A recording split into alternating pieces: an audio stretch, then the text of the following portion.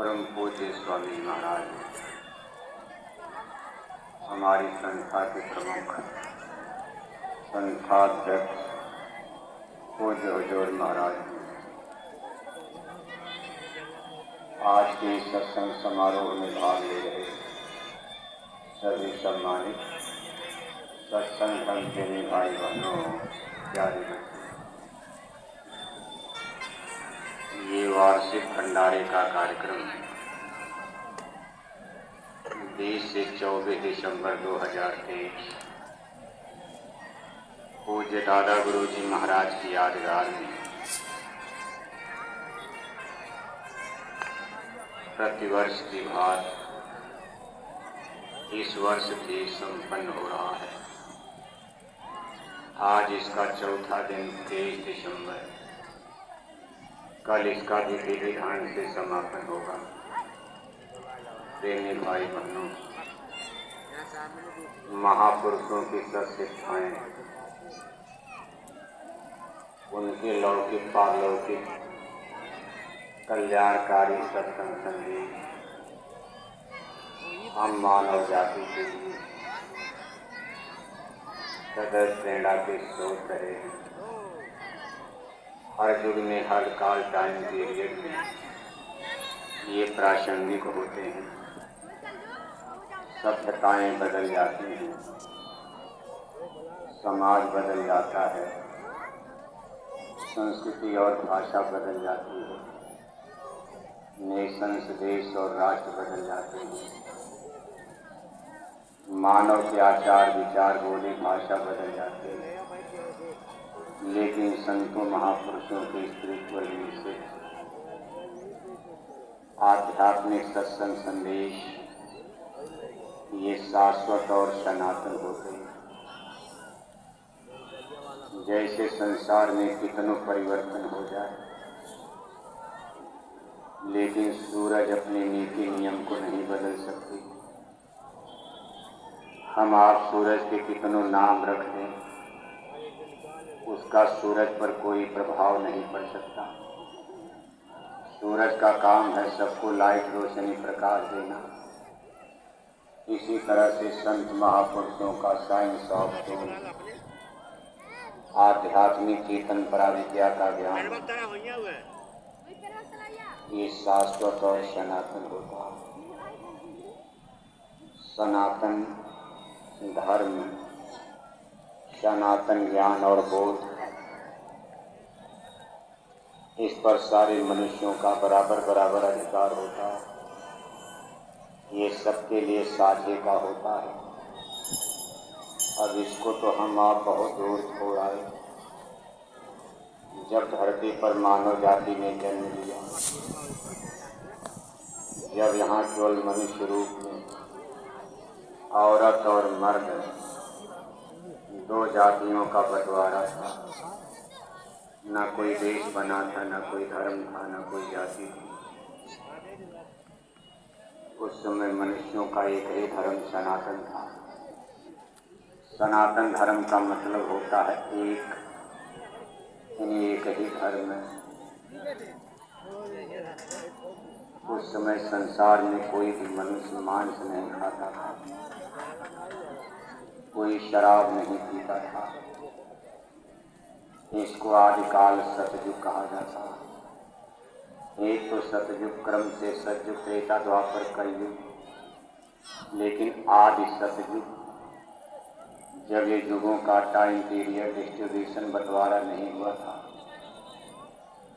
ये समय को, टाइम पीरियड को 4 भागों में बांटा नहीं गया था, तब कितने वर्ष, करोड़ों नहीं अरबों वर्ष बीत गए। धरती पर एक ही युग चलता था, उसको आदि सतयुग कहा जाता। उस समय सारी सृष्टि के सारे भूमंडल पर मनुष्यों का एक ही धर्म हुआ करता था। इसी को सनातन नाम दिया गया है। आगे चल करके यहाँ समय बदलता आ गया। वेदों के ज्ञान की उत्पत्ति होती है और इसी वेद मत के द्वारा यानी वेद का मतलब हम मनुष्यों के लिए उस करतार का, प्रभु का बनाया हुआ कॉन्स्टिट्यूशन, यानी हम मनुष्यों के लिए कुछ कानून बन गए और इस कानून की जानकारी मनुष्यों को, मानव जाति को वेदों के द्वारा प्राप्त होती है।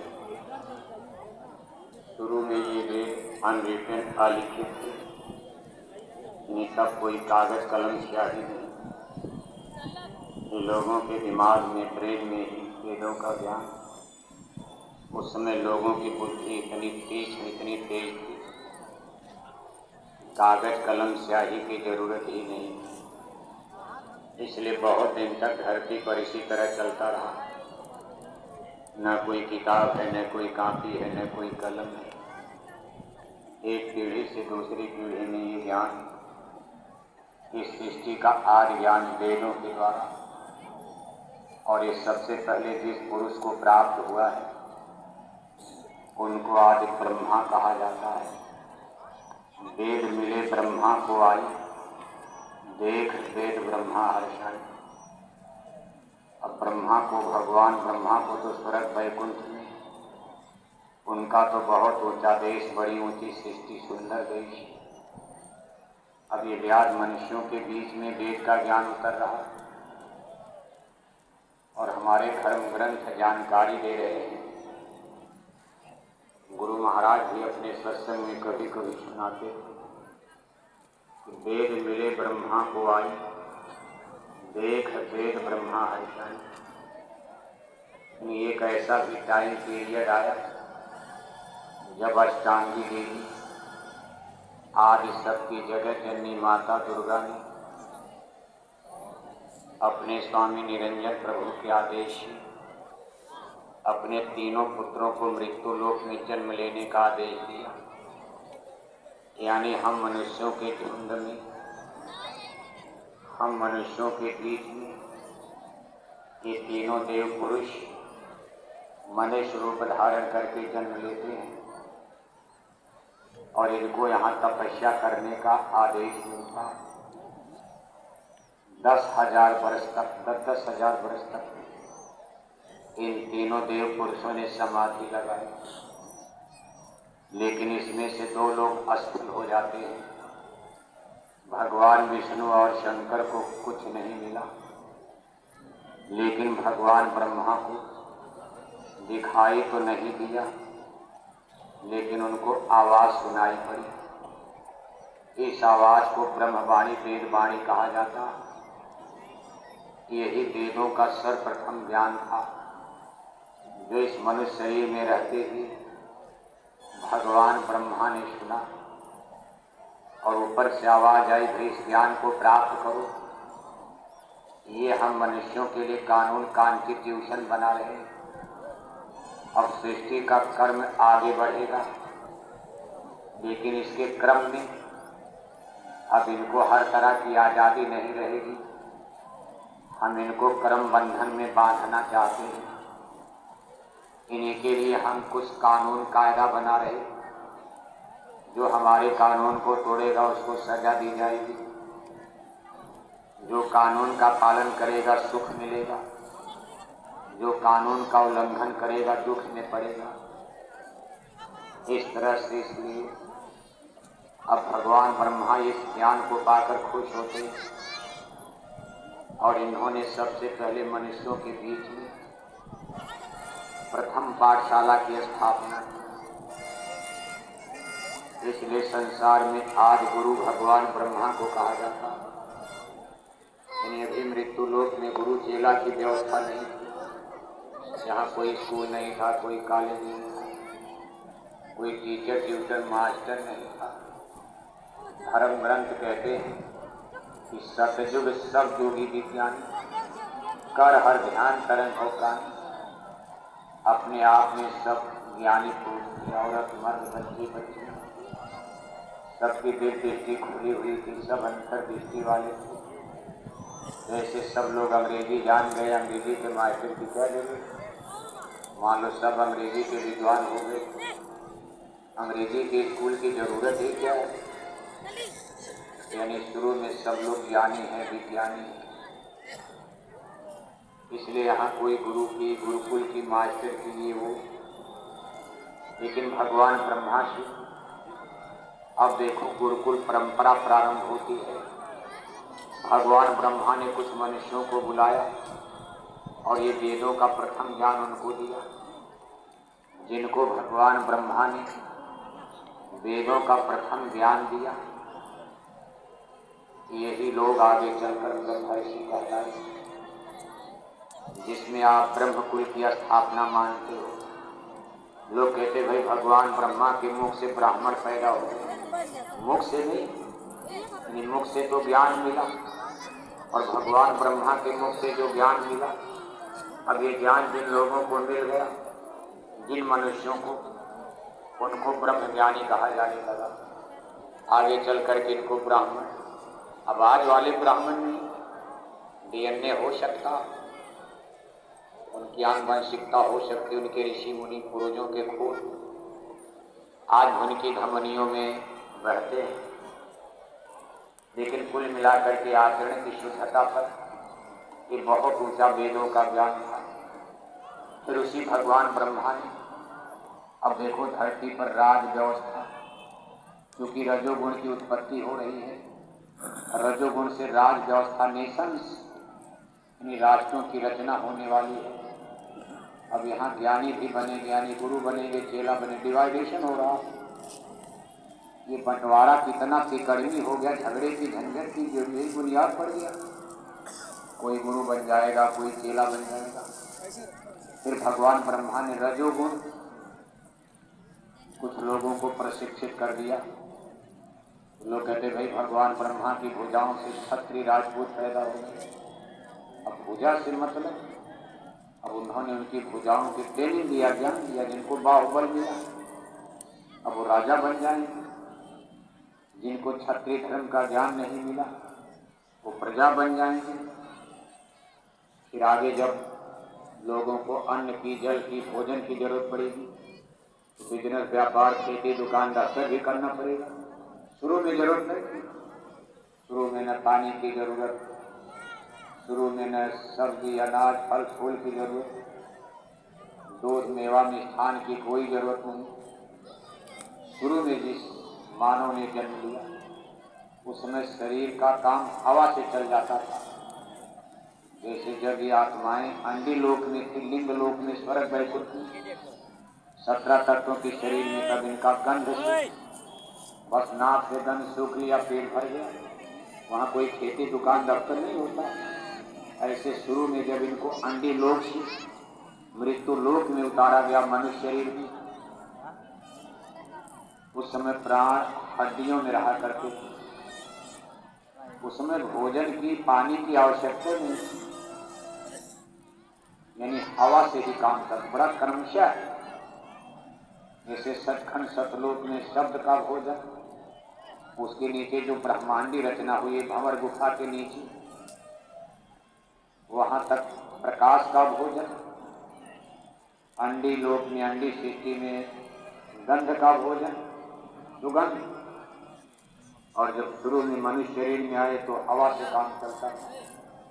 इसीलिए कभी कभी हम लोग जब प्राचीन ग्रंथों को आप पढ़ते, भाई ऋषि मुनि तपस्या करने बैठे, एक बार बैठ गए, 10-10 हजार बरस बैठे, शरीर में कींटी लग गए, दीमक लग गए, इतनी बैठे तो बैठे ही रह गए 5,000 बरस। न टट्टी किया, न पेशाब किया, न भोजन किया। भोजन करते तो टट्टी के लिए जाना पड़ता, कम से कम समाधि तो तोड़नी पड़ती, नाश्ता करना, भोजन करना। जैसे आपकी पूजा, आपका सिमरन भजन तो निश्चित होता। बैठ गए, आधा घंटा के बाद अब घर में आवाज आने लगे, भाई कब तक पूजा करोगे, भोजन का टाइम हो गया, आपको उठना है, नाश्ता का समय हो गया। नहीं भी कोई जगाएगा तो मन जगाएगा, यार कब तक पूजा करोगे, बढ़िया बढ़िया भोजन है, चलो पहले भोजन किया जाए। लेकिन उस समय ऐसी कोई आवश्यकता ही नहीं, हवा से ही काम चल जाता। लेकिन उस समय ये सूरज दोनों आंखों के बीच में सिक्योरिटी थी। अभी जिस्म में, हमारे रगों में, शिराओं में, धमनियों में हमारे शरीर के चक्रों में हमारी स्पिरिट, हमारी आत्मा की ऊर्जा, एनर्जी जज्ब नहीं थी, फैली नहीं थी। अभी आत्मा ने आकर के यहाँ ठेका लिया, जैसे बिजली पावर हाउस से आती, अब आप उसको ट्रांसफार्मर पर तारों के द्वारा अनेक किस्म के तार लगाकर अलग अलग दिशाओं में आप ट्रांसफर करोगे, फैला देते हो। ऐसे अब यहाँ से आत्मा की ताकत को धीरे धीरे इनको नीचे उतारना। क्यों उतारना है? आपको धोखा देना है, आपको यहाँ फंसाना है, आपको भूल भरम में डालना है। अब जब तक सुरतें यहाँ थी, अभी आँख में, कान में लिंग चक्र, गुदा चक्र, नाभि चक्र, इधर ये स्पिरिचुअल, इस तरह से नहीं फंसी थी। भोग में, रोग में दो ही भोग की चीजें हैं, एक जिभ्या है, दूसरी निभ्या है। जिभ्या किस्म किस्म के व्यंजन पकवान खाना। अभी भोजन आपके जीवन की कितनी बड़ी प्रॉब्लम है, समस्या है, सबके लिए समस्या। पूजा करो ना करो तब भी समस्या है, और जो लोग साधक हैं, सत्संगी, उनके लिए तो और समस्या है। आप सादा भोजन, कम भोजन करने के लिए कितनी एक्सरसाइज, कितनी मेहनत परिश्रम कर रहे हैं, लेकिन नहीं सीख पाए। मरने का समय आ गया, डॉक्टर भी कह रहा भाई मत खाओ मिठाई, शुगर है, मर जाओगे। शरीर भी जाएगा, साधना भी जाएगी, लेकिन मन मान रहा। दूसरी चीज नित्या, इंद्रिय भोग, किसी भी कामनी को देखकर, किसी सुंदर स्त्री को देखकर अनायास मन में विकार जन्म लेते। आप सत्संगी आश्रम की बाउंड्री में हो, थोड़ा बहुत मन ठीक है, तमाम भाई बहनों के शरीर जब भीड़ निकलती, शरीर आपस में रगड़ कर आप चलते, लेकिन कोई विकार नहीं आता। लेकिन जब भी आश्रम की बाउंड्री के बाहर गए घर की तरफ, सत्संगियों के अंदर भी विकार आ जाता, और कभी कभी गलतियां हो जाती। ऐसी ऐसी गलती साधु सन्यासी ऋषि मुनि कर बैठे उन युगों में, त्रेता द्वापर में। आज तो कलयुग चल रहा, आज की तो बातें निराली, और हर घर परिवार में इस चीज को आप खेल रहे हो। सत्संगियों के बच्चे बच्चियां, यानी निभ्या इंद्री, भोग भोगने, जिसको काम वासना कहते हैं, सेक्स। इसीलिए विदेशों ने इसको इजी कर दिया था। भाई क्या बंधन बांधते हो, अमेरिका जाओ, लंदन जाओ, विदेश जाओ, उन्होंने कहा सेक्स इज ए प्ले, झंझट खत्म करो। ये बच्चे बच्चियों का, गुड़िया गुड़वा का खेल मानकर चलो। आप लिविंग इन रिलेशनशिप का छोड़ दो, बच्चे बच्चियों को कोई बंधन मत बांधो। सयाने हो गए, 15, 16 साल, 18 साल, स्कूल जा रहे, कॉलेज जा रहे, दफ्तर जा रहे, इनसे कह दो आपस में मिलकर एक रह सकते, कुछ भी करेंगे। बच्चा बच्ची न पैदा करें, सेक्स करें। सेक्स को उन्होंने क्रीड़ा, इसको खेल कहा जाता है। एक समस्या तो उनकी खत्म, भारत में भी सोचा जा रहा, इसको इजी कर दिया जाए। माँ बाप झूठे परेशान होते, क्योंकि यहाँ इसको पगड़ी, इज्जत, सम्मान माना जाता। बेटी जा रही, बेटा जा रहा, माँ बाप परेशान बुढ़ापे में।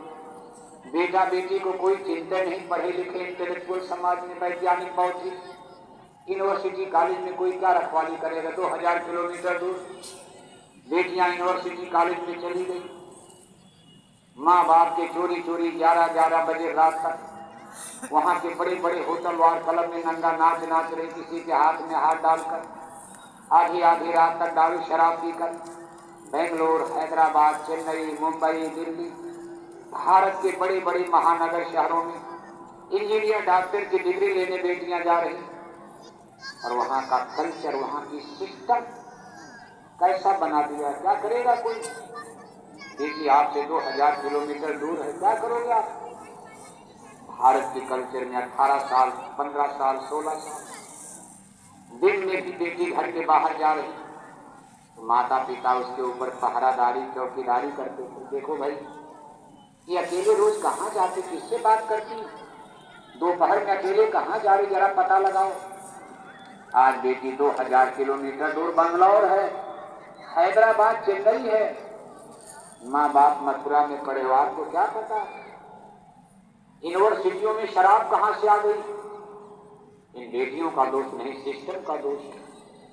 सिस्टम, इस समाज, सारा संसार, और ये शुरुआत भारत से नहीं, वेस्टर्न कल्चर इसको कहते हैं। मुसलमानी देशों से भी नहीं, ईरान, इराक, दुबई, सऊदी अरब में तो ये मनहाई है। ये अमेरिका और लंदन की कल्चर, इसलिए इसको नाम वेस्टर्न सिविलाइजेशन, पश्चिमी कल्चर, सभ्यता कहा जाता है। इसमें दो चीजें, बच्चे बच्चियां साथ रह सकते हैं, एक कमरे में रह सकते हैं, और वहां वो लिविंग इन रिलेशन, नंगा नाच रहे। गांव का, समाज का, घर का, परिवार का कोई रिश्तेदार नातेदार देख लिया, अरे बेटी तुम्हारे कमरे में कौन रहता है? बेटियां कहती है मेरा बॉयफ्रेंड है। बॉयफ्रेंड, बॉय माने लड़का, फ्रेंड माने दोस्त। लड़कों से पूछा जाता है लड़की तुम्हारे साथ कौन घूमती रहती है? तो लड़का कहता मेरी गर्ल फ्रेंड है। गर्ल माने लड़की, फ्रेंड माने दोस्त। भारत में ऐसा नहीं था। यहाँ लड़की लड़की को दोस्त बनाएगी, लड़का लड़का को दोस्त बनाएगा। लेकिन लंदन, अमेरिका में ये सिस्टम बना दिया, लड़की लड़के को दोस्त बना ले, लड़का लड़के को दोस्त बना ले, और दोस्त बनाने के बाद सेक्स इज ए प्ले, ये खुली किताब है लंदन अमेरिका की। वही चीज भारत में लाई जा रही है। क्या धर्म बचेगा, क्या सनातन बचेगा, क्या कर्म बचेगा?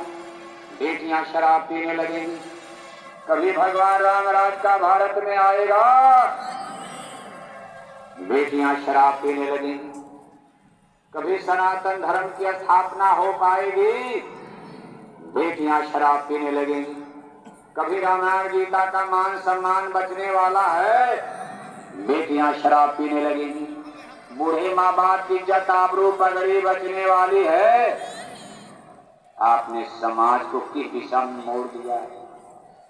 सोने की लंका तो बन जाएगी, लेकिन जब भौतिकवाद चरम पर जाता है, धर्म विहीन समाज, चरित्र और नैतिकता के मूल्यों का हनन होता, तो सोने की लंका फिर जलकर भस्म होती। ईश्वर को ये मंजूर नहीं।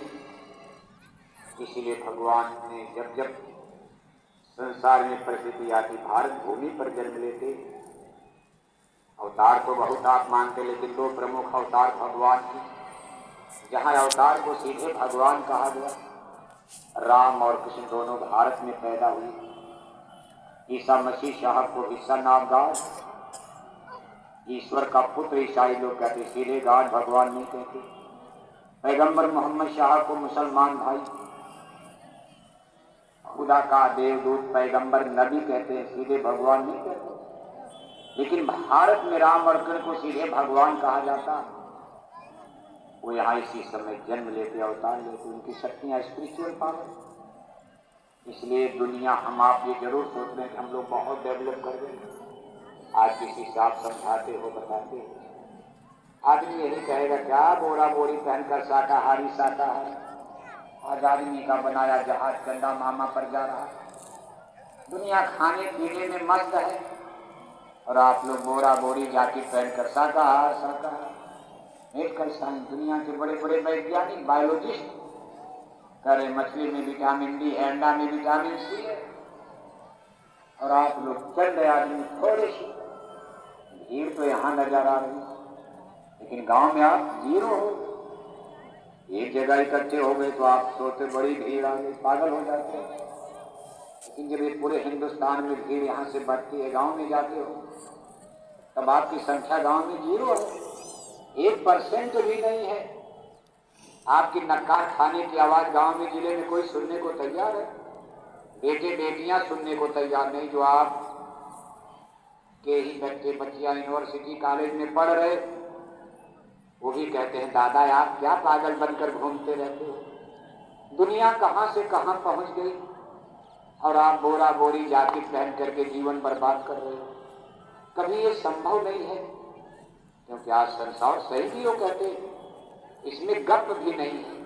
व्यवहारिक जीवन में जब आप देखोगे, आज संसार में हमारा रिलीजियस सिस्टम, हमारा पॉलिटिकल सिस्टम, हमारा सोशल सिस्टम, हमारा फैमिली सिस्टम, आज संसार की जो संरचना वर्तमान प्रेजेंट टाइम में है, मानव जाति की अनगिनत पीढ़ियों ने जन्म लिया, अनगिनत पीढ़ियां मारी जा चुकी हैं। आज हम लोग अनगिनत पीढ़ियों के बाद मानव जाति में पैदा हुए हैं। 5000 बरस कलयुग बीत चुका है, सतयुग चला गया 17,28,000 बरस, 12,96,000 बरस त्रेता चला गया, 8,64,000 बरस द्वापर चला गया, 5,075 बरस कलयुग चला गया एक राउंड में। जबकि कितने बार सतयुग, कितने बार त्रेता, कितने बार द्वापर, कितने बार कलयुग। वैज्ञानिक भी कह रहे हैं कि हमारी धरती माता को बने हुई 6 अरब बरस बीत चुका, 6 अरब। सतयुग, त्रेता, द्वापर, कलयुग की सब उम्र जोड़ दो 1 करोड़ बरस भी नहीं हो रहा, और हमारी धरती माता को पैदा हुए 6 अरब बरस बीत गया। वैज्ञानिक भाषा, विज्ञानकार लंदन अमेरिका के वैज्ञानिक कह रहे हैं 100 लाख का 1 करोड़, 100 करोड़ का 1 अरब, 6 अरब बरस। कितनी बार इसमें सतयुग, त्रेता, द्वापर आया होगा। मानव जाति की कितनी पीढ़ियां पैदा होकर मर गई। आज हम लोग भी हैं, 10-20 साल में हम लोग भी निपट जाएंगे। कोई अमर का पट्टा लेकर कोई आए नहीं। हमारे बहुत से सत्संगी लाखों लोग मर गए। आप रोज देखते हो कोई न कोई सत्संगी अच्छे, हमारे वो भी धीरे धीरे चले जा रहे हैं। लेकिन कुल मिलाकर इस बीच पर हम आप सोचते हैं, इतनी बड़ी ये धरती, अनगिनत पीढ़ियां बीतने के बाद हम लोग आज जहां खड़े, आज मानव जाति कितने खेमे में डिवाइड हो चुकी है। इनमें एग्रीमेंट और समझौता कराना बहुत कठिन है। जैसे धर्म के नाम पर आप देखो रिलीजियस सिस्टम, आज संसार में धर्मों की संख्या 4200 बताई जा रही है। कितना धर्म? 4200। बताओ, 2-4 धर्म का नाम तो आप मथुरा में, उत्तर प्रदेश में, भारत में भी जानते हो। नारा लगाया जाता हिंदू, मुस्लिम, सिख, ईसाई, हम चारों हैं भाई भाई। 4 ही धर्म नहीं, दुनिया में आज धर्म के नाम पर मानव जाति डिवाइड हो गई है। 4200 धर्म, बताओ आप। 4200 धर्म का नाम याद करना कठिन होगा। अगर सभी धर्मों का नाम लिखा जाए कागज पर, एक छोटी मोटी बुकलेट, किताब, पुस्तिका बन जाएगी। आपसे कहा जाए सभी धर्मों का नाम याद करो, सारी उम्र आपकी बीत जाएगी। सभी धर्मों का नाम याद कर, अगर याद भी हो गया तो 2-4 नाम रोज भूलते रहोगे आप। बताओ, इतना धर्म दुनिया में। साथ ही साथ ये धर्मों के फंडामेंटल प्रिंसिपल्स, इनकी थियरी में भी डिफरेंस नजर आता है। जैसे हिंदू धर्म की थियरी है, हिंदू लोग क्या कहते हैं, जिसको हिंदुत्व कहते हैं। अब ये सब कहाँ एक धर्म? अभी हमने आपको थोड़ी देर पहले बताया दुनिया में एक धर्म था, सनातन। आज सनातन के 4200 टुकड़े हो गए। हिंदू धर्म उसी में एक टुकड़ा बन गया। हिंदू धर्म वर्तमान का, ये नहीं कि पूरा धर्म या सबसे सही माना जाएगा, नहीं। हिंदू धर्म में गाय को माता मानकर पूजा करते हैं। उसी हिंदू भाई के घर में मुसलमान भाई का घर है, मुसलमान भाई गाय का वध करते हैं। हिंदू कहते हैं गाय माता को रोटी खिलाओ, घास खिलाओ, भगवान खुश होगा। मुसलमान भाई कहते हैं गाय पर तलवार चलाओ, गाय का खून गिरेगा तो खुदा खुश होता है, उसकी रहमत बरसती है। इनको कौन एग्रीमेंट करवाएगा बताओ? यानी सीधा एक हम उदाहरण दे रहे हैं। दोनों धर्मों में कितना डिफरेंस है।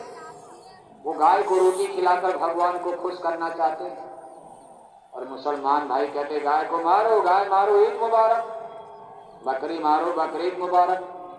मुसलमानों को समझाओ, नहीं मानेंगे। हिंदुओं को समझाओ गाय की पूजा छोड़ो, नहीं मान सकते। इसी तरह दुनिया के सभी धर्मों में बखेड़ा खड़ा है। सबकी थियरी आपस में टकरा जाती है। ये बहुत बड़ा झगड़े का कारण बनता जा रहा है। ये सही है कि दुनिया के कुछ धर्म बहुत बड़े हैं, जिनके मानने वालों की संख्या अरबों में है, और दुनिया के कुछ धर्म बहुत छोटे हैं, जिनके मानने वालों की संख्या 2, 4, 10 लाख में है। आज पॉपुलेशन जनसंख्या के हिसाब से संसार का सबसे बड़ा रिलीजियस सिस्टम धर्म क्रिश्चियनिटी, ईसाई धर्म को कहा जाता है।